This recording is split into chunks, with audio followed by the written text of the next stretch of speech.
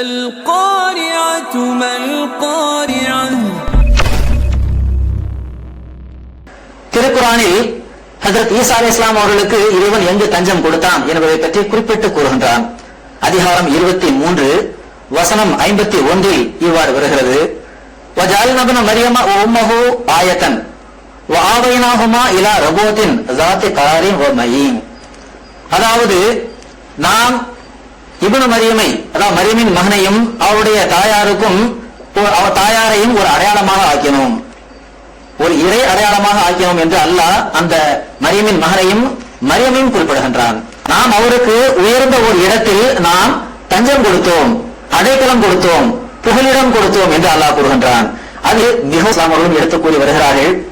இறைவன் அவருக்கு காஷ்மீர் வரை ஹிஜ்ரத் செய்து வருவதற்கான ஒரு சந்தர்ப்பத்தை வழங்கினான். ஏனென்றால் காணாமல் போன ஆடுகளாக இஸ்ரவேல் வீட்டாருக்கு அவர் அனுப்பப்பட்டார். எனவே அந்த 10 கோத்திரங்கள் அந்த காஷ்மீர் வரை பரவி இருந்தார்கள். அந்த 10 கோத்திரத்தாரையும் தேடி அவர்களுக்கும் தப்லீக் செய்ய வேண்டும் என்ற நோக்கத்தில் தான் அவர் திபெத் வழியாக எல்லாம் இந்த காஷ்மீர் வரை சென்றடைந்திருக்கிறார்கள் என்பதையும் கூட வரலாற்று ரீதியாக நாம் மக்களுக்கு முன்னால் எடுத்துக் கூறிக் கொண்டிருக்கின்றோம். எனவே இந்தியாவில் இயேசு என்ற புத்தகத்தை நீங்கள் படித்து பாருங்கள். இதெல்லாம் பார்க்கும்போது Where did Jesus die என்ற நூலும் நம் சார்பாக வெளியிடப்பட்டிருக்கிறது.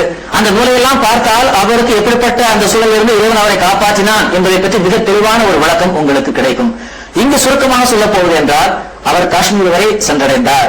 அந்த காஷ்மீர் என்ற அந்த சொல் இருக்கிறதே, அது கூட இதற்கு ஒரு நாம் சொல்லுகின்ற எடுத்துக் கூறுகின்ற இந்த சான்றுக்கு ஒரு மிகப்பெரிய ஒரு ஆதாரமாக விளங்குகின்றது என்பதை நாம் எடுத்துக் கூறுகிறோம்.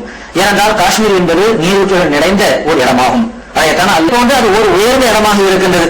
அந்த பண்பு பெயரும் அந்த காஷ்மீருக்கு பொருந்துகின்றது.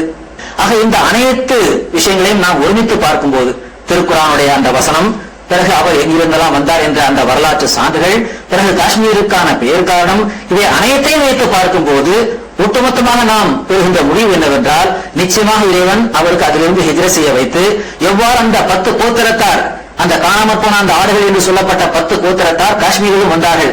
அந்த காஷ்மீருக்கும் அவர் வந்து அங்கும் அந்த மக்களுக்கும் அவர் பிரச்சாரம் செய்தார். பிரச்சாரம் செய்த பிறகுதான் அவர் அங்கு உயிர் நீத்தார். ஏறக்குறைய 120 ஆண்டு காலமாக அவர் வாழ்ந்திருந்தார் என்று கூட ஹஜ்ரத் நபிகள் நாயகம் ஸல்லல்லாஹு அலைஹி வஸல்லம் அவர்கள் குறிப்பிட்டதாக நாம் ஹதீஸ்களில் காண முடிகின்றது.